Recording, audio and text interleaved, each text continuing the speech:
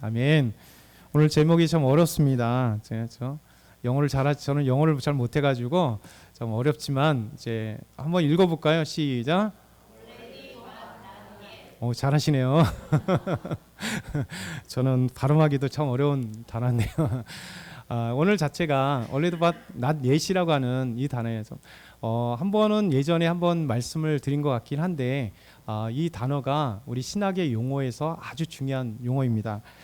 already but not yet이라고 하는 이 단어가 오스카 꿀만이라고 하는 신학자가 신약 성경을 정의할 때 그리스도의 시간이라고 하는 책 속에서 처음으로 이 용어를 썼어요.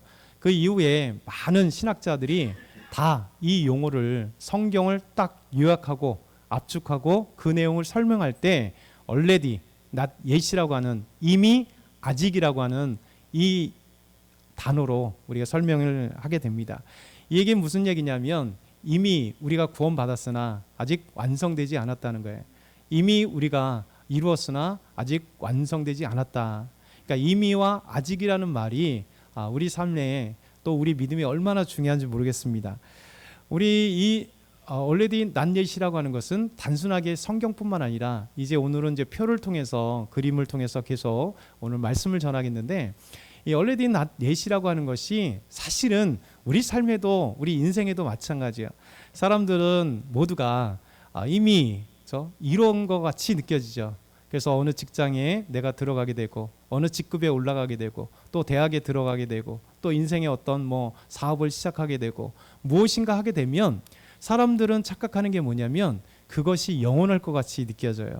대통령도 영원할 것 같이, 장관도 영원할 것 같이, 국회의원도 영원할 것 같이, 사장도 영원할 것 같이, 이사도 영원할 것 같이 어떤 삶이 딱 되는 순간 자신의 착각이 뭐냐면 이미 이미 이룬 것이 영원할 것 같이 느껴지는 사람들의 착각입니다. 근데 좀 지나면 5년 뒤면 새로운 대통령이 오는 것이고 4년 뒤면 새로운 국회의원이 또 뽑히는 거고 또 4년 뒤면 시장들이 새로 뽑히는 거고 그렇죠? 우리가 이룬 것이 보면 이미 이루었으나 우리가 조심해야 될 건 뭐냐면 그것은 끝이 있다는 사실을 기억해야 돼요. 그래서 우리 인생에 있어서 우리 믿음의 사람들은 항상 볼 때 교만하지 않아야 될 이유가 우리는 항상 진행형으로 ing로 살아가는 것이 하나님께서 우리에게 원하시는 것 같아요. 그래서 지금 있는 것이 영원한 것이 아니라 나는 지금 현재 진행형 뿐이다. 이런 것도 아니고 앞으로 끝나는 것도 아니고 하나님께서 나에게 주어진 이 직분 또 주어진 위치 주어진 삶이 이것으로 끝나는 게 아니라 계속 하나님 앞에 하나님과 함께 동행할 뿐 그래서 계속해서 새로운 것들을 이어가는 진행형으로 살아가는 것이 얼마나 중요한지 모르겠습니다. 그래서 하나님께서 고린도전서 10장 11절 말씀 보면 우상 그 다음에 우상에 대해서 얘기하는데 이 얘기예요. 같이 한번 읽어볼까요? 그런즉 선줄 생각하는 자는 넘어질까 조심하라. 사도 바울은 우리에게 이 말씀을 하세요. 많은 사람들이 선즉 그걸로 교만해서 그것이 다인 줄 알지만 곧 넘어질까 조심하는 거예요. 믿음의 사람들은요 딱 올라갔을 때 그것을 끝나는 게 아니라 거기서부터 시작되는 거예요.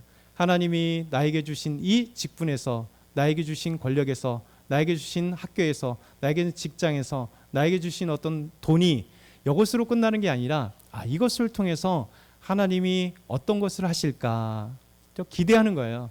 그래서 우리는 선줄 넘어질까 조심해서 항상 우리는 지금 현재 진행형으로 살아가는 것이 중요하다라는 것이죠. 믿음 안에서 사도 바울은 삶 속에서 계속해서 현재 진행형으로 믿음 안에서도 계속해서 삶의 고민을 해요.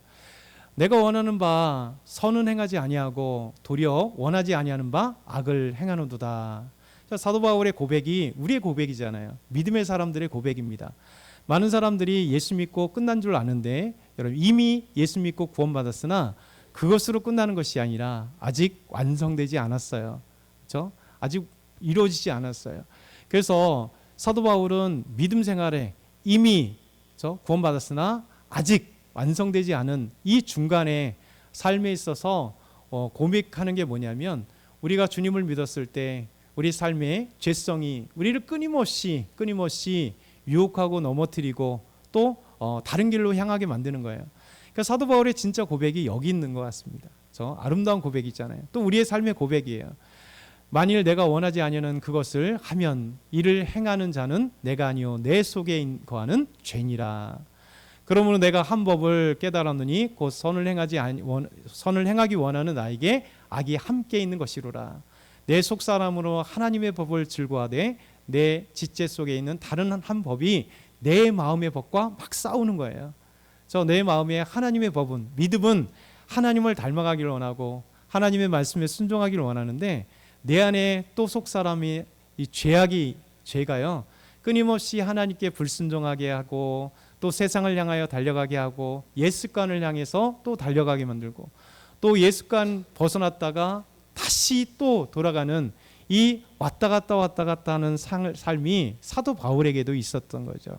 그 위대한 사도 바울에게도 동일하게 이런 고백이 있는 거예요. 그래서 오라 나는 곤고한 사람이로다. 누가 이 사망의 몸에서 누가 나를 건져내랴.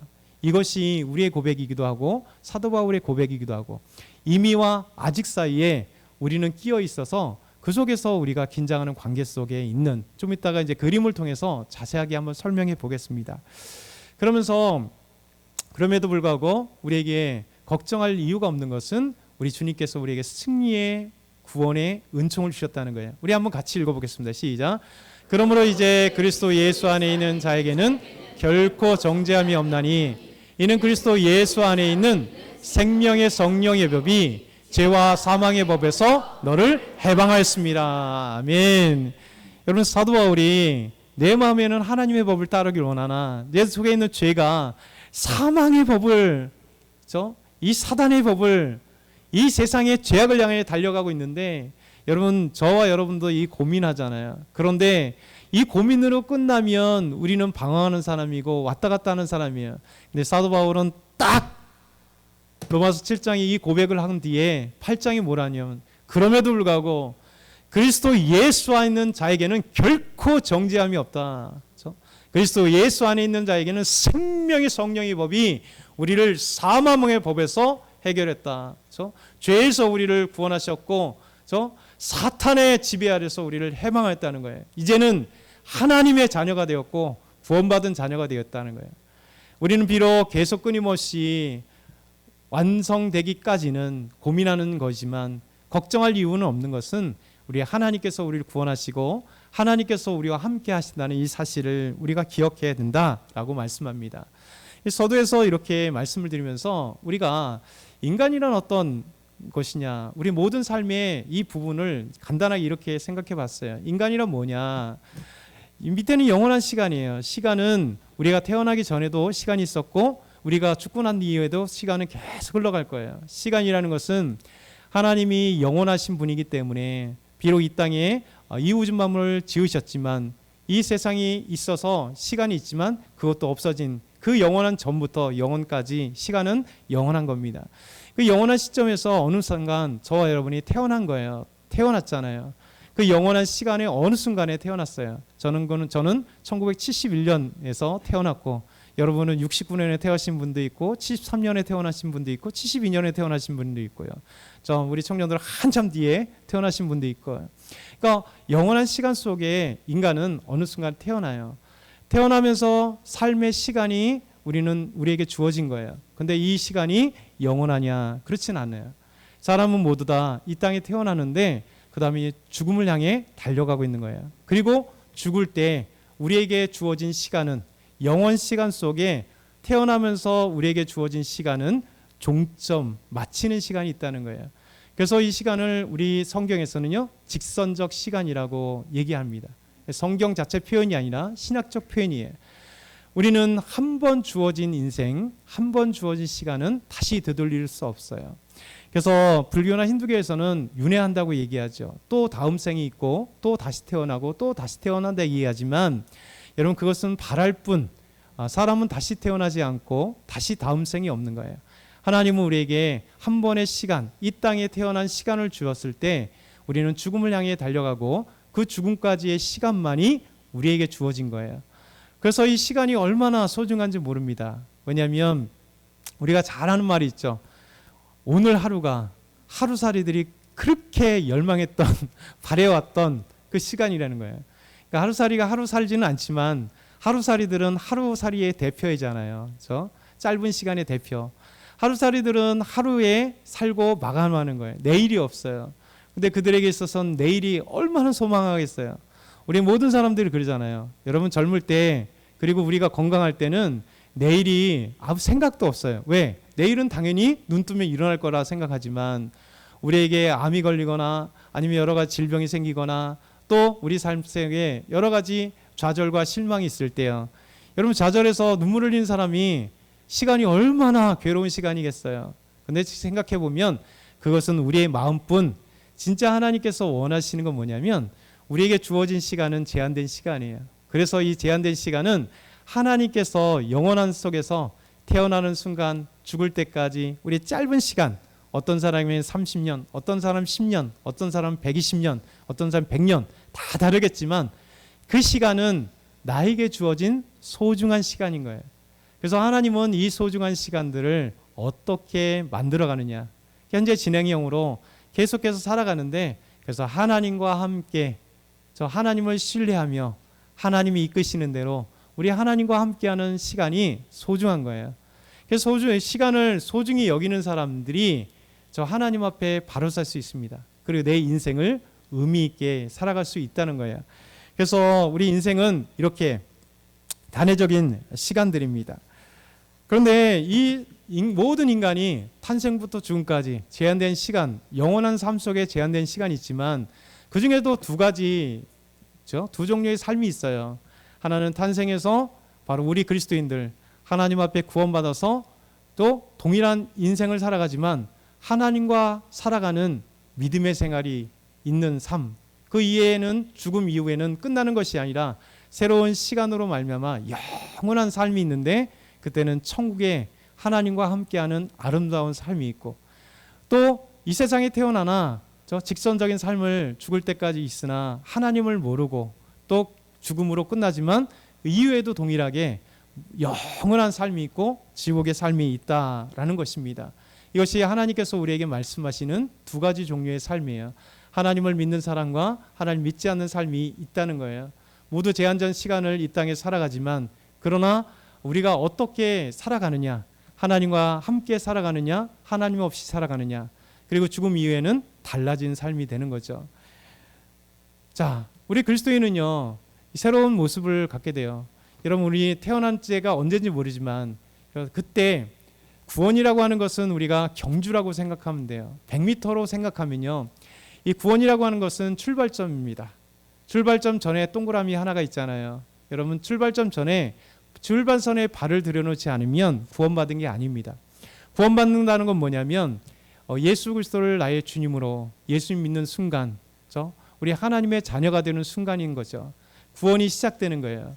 그 발 출발하는 그 순간 그것이 1mm를 뛰었던 10cm를 뛰었던 1cm를 뛰었던 아니면 한 발짝을 뛰었던 이 구원의 출발점 예수 그리스도를 믿는 순간 내 삶의 어느 순간에 누구나 태어나면서 믿는 건 아니잖아요. 비록 우리 아이들이 모태신앙으로 여러분이 모태신앙으로 태어났을지라도 여러분 구원은 개인 구원이에요. 그래서 내가 예수 그리스도를 마음으로 믿고 예수님께서 십자가의 죽으심이 나를 대신하여 십자가에 죽으셔서 내가 죽어야 될 죄를 예수님 대신 지시고 내가 짊어져야 될 모든 죄를 예수님께서 십자가에 죽으심으로 다 용서해 주신 이 놀라운 역사적인 사건이요 구원의 의미를 우리가 받아들이는 순간 성령 하나님께서 우리에게 믿음을 주셔서 그 놀라운 구원의 비밀을 마음속에 믿게 되는 순간 그걸 지정의라 그래요. 우리의 지적으로 인정하고 또 마음으로 그리고 우리 감동으로 우리 모든 것들이 저 한 번에 이루어지는 거예요. 그래서 우리가 이것을 시간적 차이로 생각하면 절대 이룰 수 없는 놀라운 비밀이에요. 그래서 어느 순간에 딱 예수 그리스도를 믿게 되는 거예요. 이게 바로 구원의 출발점이에요. 근데 그것으로 우리가 끝나느냐? 아니라는 거예요. 믿음은 뭐냐면 죽는 그 순간까지 우리의 믿음의 경주가 시작되는 거예요. 이 믿음의 경주를 이제 죽고 난 이후의 영원한 천국은요. 이제 그때는 우리가 해야 될 건 없습니다. 영원히 하나님과 함께 아름다운 삶이고 천국의 삶을 결정짓는 것은 이 땅에서의 삶이에요. 이 땅에서 저에게 주어진 삶 속에 우리가 어떻게 하느냐에 따라 더 아름다운 천국의 삶이냐, 그렇지 않느냐. 근데 천국이 다 천국인데 거기서 괴로움이 있으면 천국일까요? 물론 아닙니다. 그러나 하나님께서 우리에게 상 주시면 다르겠죠. 그 상 주시 비교하는 건 아니겠죠. 천국은 표현상 그렇습니다. 어찌됐든가 우리가 이 구원받은 사람과 죽을 때 우리 인생도 종료되는 겁니다. 근데 우리는 그 가운데 있는 것처럼 우리는 성숙이라고 얘기해요. 그것을 거룩이라고 얘기해요. 우리 예수 믿고 출발하면 그것을 끝나는 게 아니라 죽을 때까지 하나님이 우리에게 던져주는 게 뭐냐면 이때부터 주님을 알아가는 삶, 주님과 함께 동행하는 삶, 믿음으로 더욱더 커가는 삶.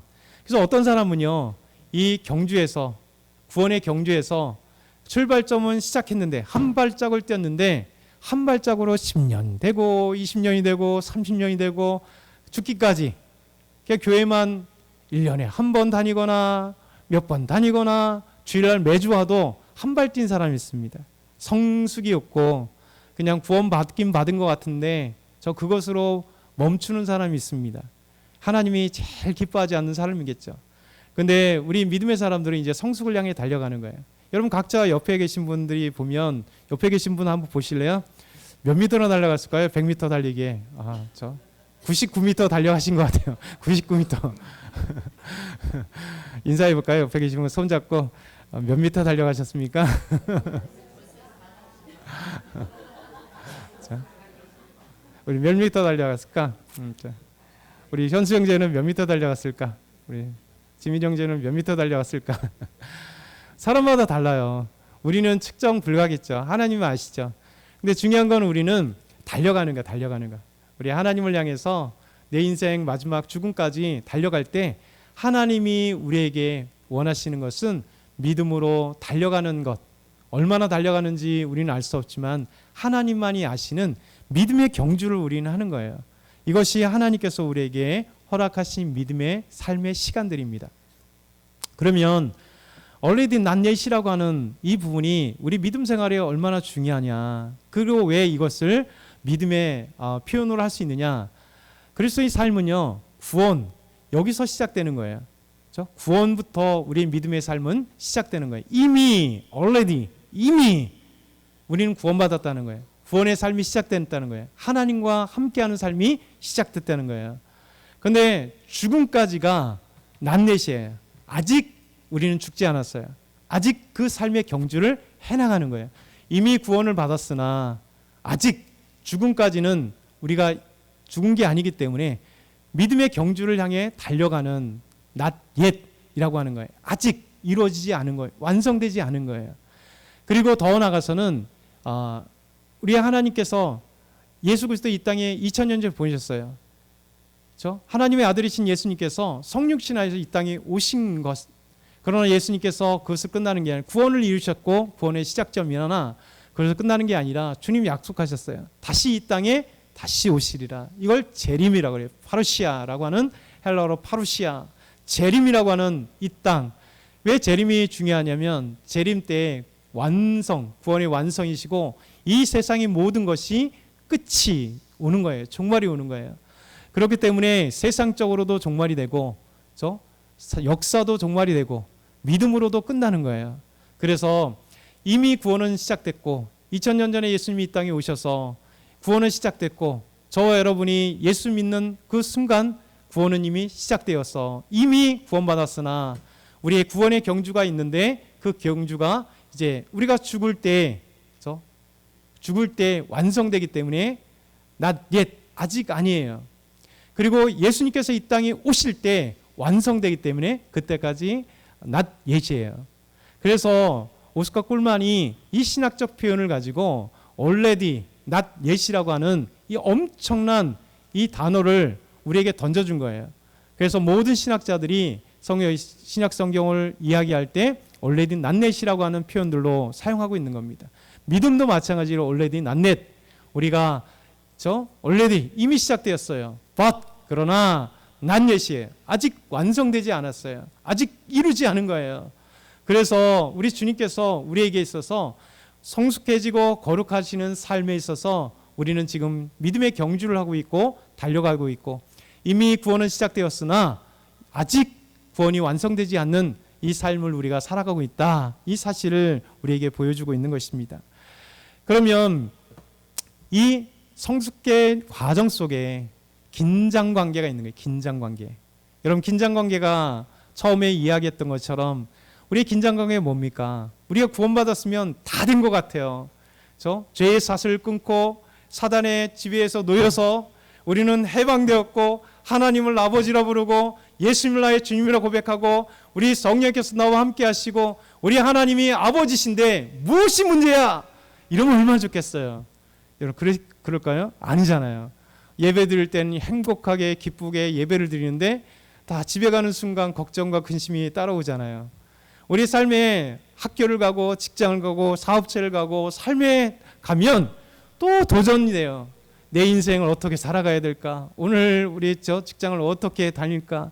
또 학교에서도 레포트를 어떻게 써야 될까? 졸업한 이후에 어떻게 삶을 살아갈까?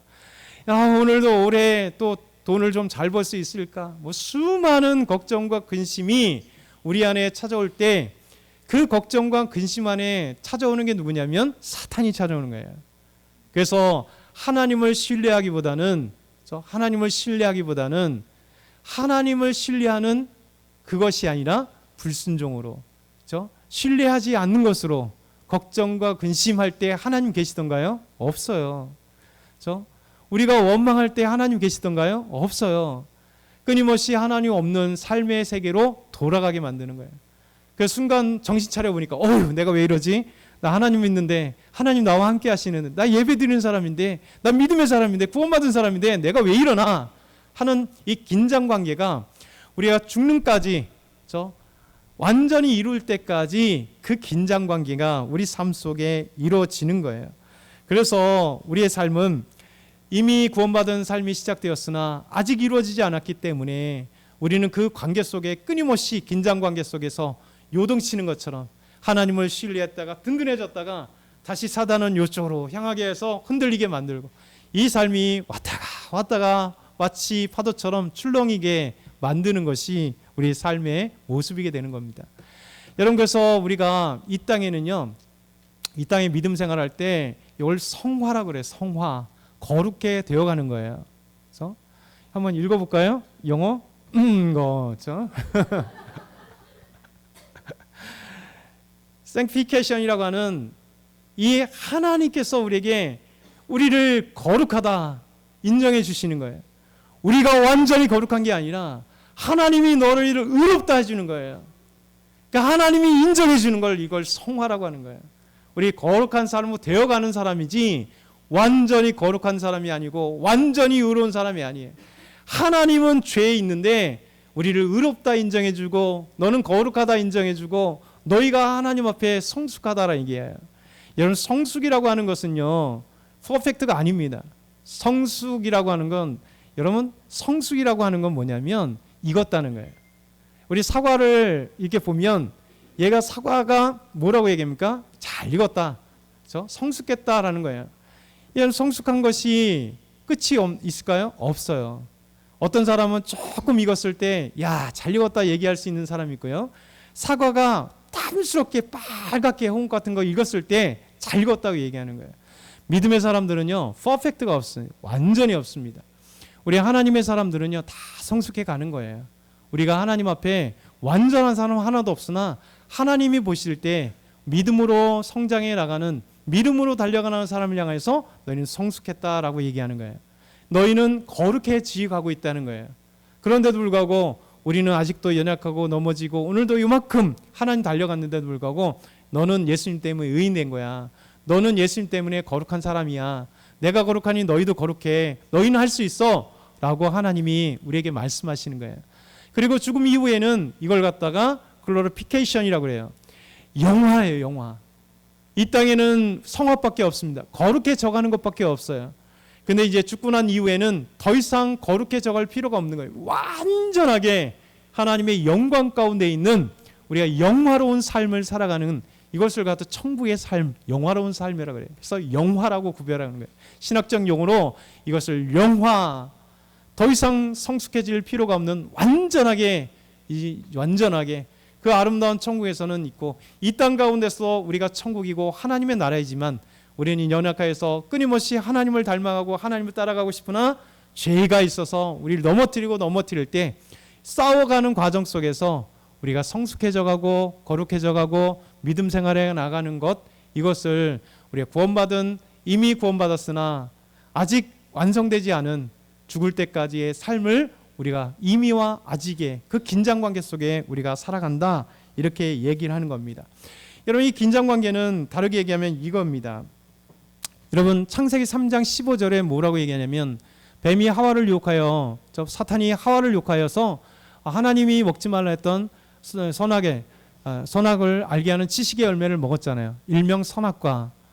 이 선악을 알게 하는 지식의 열매를 먹을 때 그 죄에 대한 대가는 죽음이었습니다. 그러면서 하나님께서 뱀에게 책망하시면서 놀랍게도 이 사단인 뱀에게 구원의 비밀을 얘기합니다. 너의 후손은, 여자의 후손 곧 예수님의 뒤꿈치를 상하게 할 것이다. 죽이는 건 아닙니다. 잠깐 상하게 할 겁니다. 곧 사단은 예수님을 십자가에 못 박음으로 자기가 승리할 줄 알았어요. 그런데 예수님은 다시 부활하심으로 뒤꿈치를 상하게 하는 정도밖에 되지 않는 거예요. 그런데 예수님은요, 여자의 후손인 그 한 사람 예수님이 이 땅에 오셔서 우리의 모든 죄를 십자가에 짊어지시고 뱀을, 죄의 권세를, 사단의 권세를, 뱀의 머리를 상하게 한 거예요. 이런 뱀은 머리를 상하게 해야 죽습니다. 근데 여러분, 놀랍게도 예수님께서 십자가에 죽으심으로 말미암아 죄의 권세를 이겼어요. 사단의 권세를 이겼어요. 죽음의 권세를 이겼어요. 그래서 우리를 구원하신 거예요. 근데 사단이 이걸서 끝났느냐? 뱀에게 이야기하는 이 긴장관계가 그 얘기입니다. 여러분, 2000년 전에 예수님께서 십자가에 죽음으로 사단의 머리를, 뱀의 머리를 짓밟아 죽였으나 뱀은요, 머리가 잘려도 몸이 한동안은 살아있어요. 꿈틀꿈틀해요.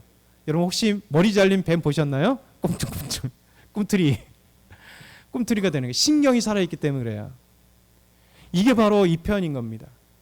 예수님이 이 땅에 오시 재림까지 예수님께 십자가에서 사단을 이겼으나, 죄의 권세를 이겼으나, 예수님이 완성되는 재림하신 그날까지 비록 사단은 죽었으나, 사단을 이기셨으나, 이 사단이 마치 뱀이 머리가 잘려도 신경이 살아서 꿈틀꿈틀한 것처럼 사단이 주님 오시는 그날까지 끊임없이 우리를 유혹하여서 우는 사자가 삼킬자를 탔듯이 우리를 죄의 유혹 가운데 우리에게 끊임없이 달려드는 거예요.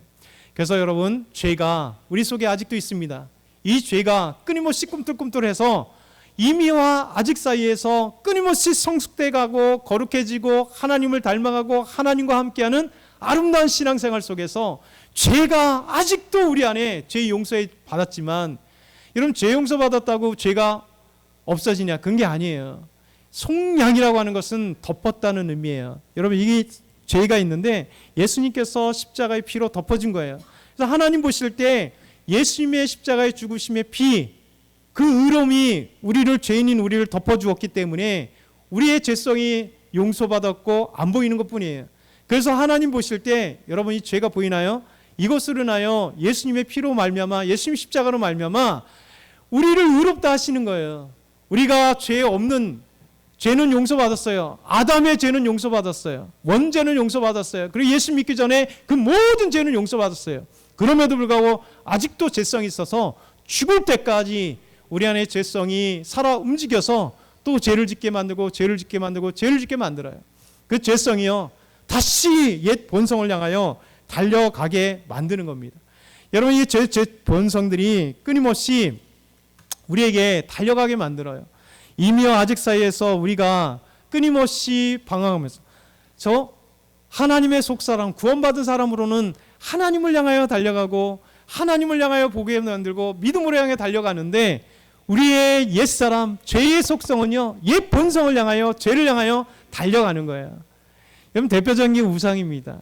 여러분, 십계명에 뭐라고 얘기했어요? 우상의 정의는 간단해요. 너를 위하여 새긴 우상.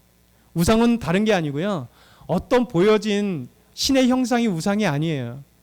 나를 위해서 무엇인가가 다 우상인 거예요. 잘 생각해 보세요. 나를 위해서 만들어 놓은 것들, 여러분 너를 위하여 새긴 우상이에요. 무엇인가 새기는데 그것이 자기에게 복을 주거나 안심을 주거나 자기에게 무엇인가 신역할을 하는, 내가 만드는 거예요. 자기를 위한 거예요. 여러분 찬양도요, 나의 만족을 위해서 찬양을 한다면 그게 찬양도 우상이 될 수 있는 거예요. 예배도요, 만족을 위해서, 나의 만족 위해서 예배를 드린다면 하나님께 드리는 예배가 아니라 그 예배가 나에게 우상이 되는 거예요. 여러분 하나님도 나의 우상이 될 수 있어요.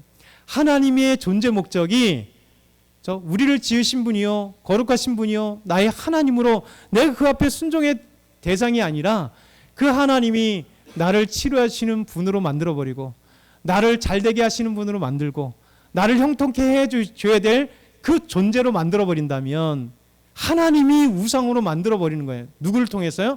하나님 자체의 우상이 아니라 내가 하나님을 우상으로 만들어버리고, 내가 기도를 우상으로 만들고, 내가 예배를 우상으로 만들고, 내가 찬양을 예배로 만들고, 내가 직장을 예배로 만들고, 내 삶을 우상으로 만들어가는 거예요. 왜? 자기에게 초점이 맞추기 때문에 그렇습니다. 여러분 이것이 얼마나 중요한지 모릅니다.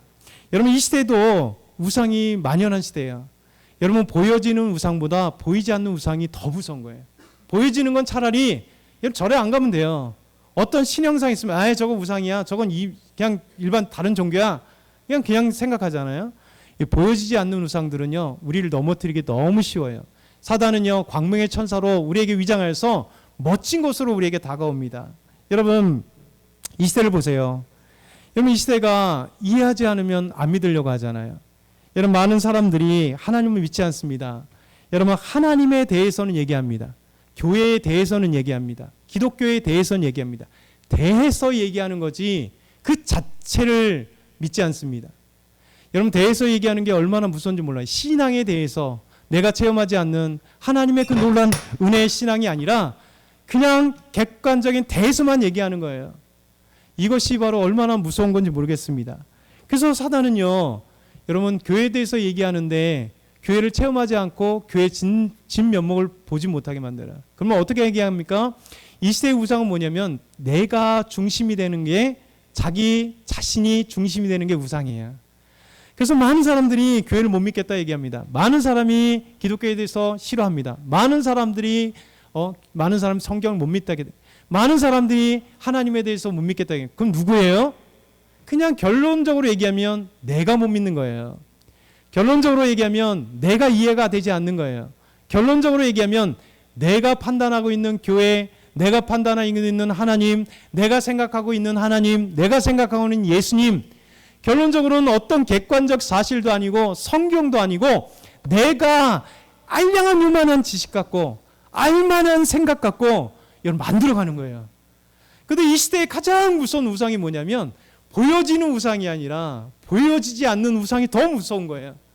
그래서 내가 내 지성을 이해시키지 못하면 내 알량한 지식 요거 얼마 되지 않는 것 같고 하나님이 없다고 얘기해요. 알량한 지식, 내가 하나님을 체험하지 않고 예수님이 없다고 얘기해요. 알량한 지식 갖고 자기가 교회를 얼마나 체험했으면 교회가 이러느니 저러느니 얘기해요. 여러분 교회를 떠나간 모든 사람들은 여러분 정확하게 하면 그 사람이 문제인 거예요. 우리는 사람들의 핑계를 대기 쉬워요. 교회가 상처를 줬다느니 교회가 문제라니. 여러분 그거 아니에요. 다 생각해 보면 그 사람에게 자기가 생각할 때 상처받았다 얘기하고 자기가 생각할 때 자기가 생각한 성경적인 교회가 아니라 자기가 생각한 교회관, 자기가 생각한 신앙관, 자기가 생각한 하나님, 자기가 생각한 예수님, 그래서 자기 생각과 벗어나면 아니라는 거예요. 이건 교회가 아니라는 거예요. 이건 신앙이 아니라는 거예요. 이거는 하나님이 아니라는 거예요. 이건 예수님이 아니라는 거예요. 그래서 떠나가는 거예요. 여러분 심각한 거예요.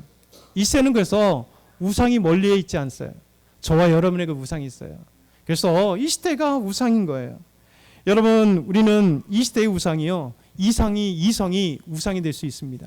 과학이 우상이 될 수 있습니다. 가치관이 우상이 될 수 있습니다. 종교가 우상이 될 수 있습니다. 정치가 우상이 될 수 있어요. 이론이 우상이 될 수 있어요. 지식이 우상이 될 수 있어요. 어느 순간에 자기 알량한 요만큼이 저는 전반 대비해요. 참 우스운 거잖아요. 여러분 지식을 아무리 알아도 제가 얘기하지만 거대한 영풍서점에 한번 가고 교보서점에 한번 가보세요. 그 중에 읽은 책이 몇 권이나 있겠어요. 그래서 아무리 박사의 박박사라도요. 자기가 종교를 논하고 예수님을 논하고 하나님 논한다? 자기가 알고 있는 지식이 과학적 지식이 얼마나 되겠어요? 이만큼밖에 안 됩니다. 가장 어리석고 연약한 사람이고 교만한 사람이 뭐냐면 자기가 모든 걸 다 아는 것처럼 여러분 그것은 똑같은 과학자라도 하나님을 신뢰하고 하나님 믿는 과학자가 위대한 과학자가 얼마나 많은데 자기 알고 있는 진화론수 과학 요만큼 알고 난 뒤에 마치 진화론이 이론이 과학인 양 아니에요. 과거를 설명할 수 없는 게 얼마나 많은데요. 그렇지 않습니까? 여러분 인류의 조상이라고 하는 것도 다 다르잖아요. 요게 조상이다 저게 조상이다 그 화석 하나 나온 것 같고 그게 조상이라고 떠들어대는 거예요. 그것뿐이에요. 그걸 그냥 자랑해서 수십만 년 수백만 년을 갖다 한 번에 연결해서 이렇게 호모라는 말을 표현해서 그것뿐이에요. 여러분 주의해야 돼요. 과학도 소중합니다. 이성도 소중합니다. 모든 게 소중합니다. 그러나 그것은 사람이 만들어놓은 그리고 추구해온 그리고 지금까지 연구해오는 그 정도인 거예요. 여러분 하나님을 이성으로 알 수 있을까요? 몰라요. 하나님을 이성으로 알 수 있는 동시에 모릅니다. 하나님은 우리에게 믿음이라고 하는 은혜를 주셔야만 지성과 믿음으로 하나님을 온전히 알 수 있는 거예요. 여러분 이것이 얼마나 중요한지 모르겠습니다. 우리가 이제 구정 때가 돼서 또 제사가 우리나라의 우상이에요. 얼마나 우상이에요. 여러분 제사의 근본도 모르면서 우리나라 사람들은 근본을 모르잖아요. 성리학에서 나왔잖아요. 유교에서 나왔잖아요. 유교는요 귀신을 숭배하는 종교가 아닙니다. 유교는 종교가 아니에요. 유교는 그냥 예예요. 그래서 유교 시작의 성리학에서는요 우리가 제사는 누구에게만 하냐? 당연히 하늘의 신과 땅의 신 외에는 제사를 지내지 않았습니다. 그것도 예로 신을 섬기는 예로 지낸 거예요. 한참 후대 수백 년이 흘러가면서 추가되고 결론적으로 얘기하면 추가돼서 우리나라에서 제사가 우리가 지금 있는 제사가 마치 조상 우리 아버지 어머니 부모님 또 할아버지 할머니 귀신이 오셔서 제사상을 드신다는 이런 착각을 만든 거예요. 유교에는 그거 없습니다.